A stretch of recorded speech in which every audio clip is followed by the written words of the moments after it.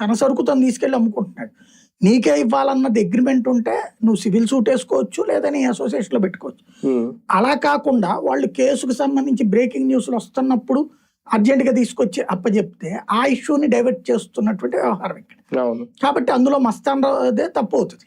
మస్తాన్ ఆయన చేసిందే తప్పు, వాళ్ళ అబ్బాయి చేసిందే తప్పు, ఏదైతే పట్టుకురావడం అన్నట్టు. సరే వాళ్ళు మళ్ళీ కోర్టుకి వేస్తారు, కోర్టు బెయిల్ వచ్చేదాకా పరారీలో ఉంటారు. ఇది అందులో వైసీపీదే తప్పు అవుతుంది. విరూపాక్షి ఉదంతంలో మాత్రం అధికార పక్షాందే తప్పు కనబడుతుంది. ఎందుకంటే అక్కడ ఇసుకకి సంబంధించి ఒక పల్లె ప్రాంతంలో వచ్చినటువంటి గొడవ. ఇసుకని ఇంత గొడవలకి ఎందుకు తీసుకుపోతున్నారు? దోచుకుంటున్నారు కాబట్టి.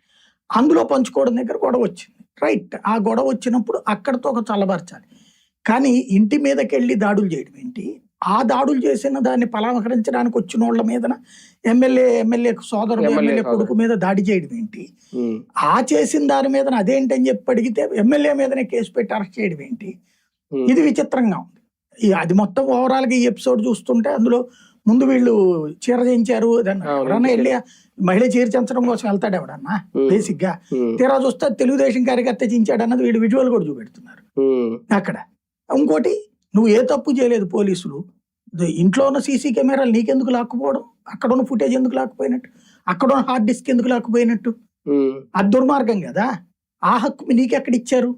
సీసీటీవీ ఫుటేజ్ లాక్కుపోవడం అంటే కృష్ణలంక మర్డర్ కేసుకి దీనికి ఏమైనా తేడా ఉందా? అది పోలీస్ స్టేషన్ లోనే అంతే. అంటే తప్పు చేసిన వాళ్ళే చేస్తారా తప్పు? అంతే కదా. నువ్వు అసలు సీసీటీవీ ఫుటేజ్ ఇంట్లో ఎత్తుకుపోయి హార్డ్ డిస్కులతో ఎత్తుకెళ్ళాడంటే ఖచ్చితంగా దుర్మార్గం చేసినట్టు.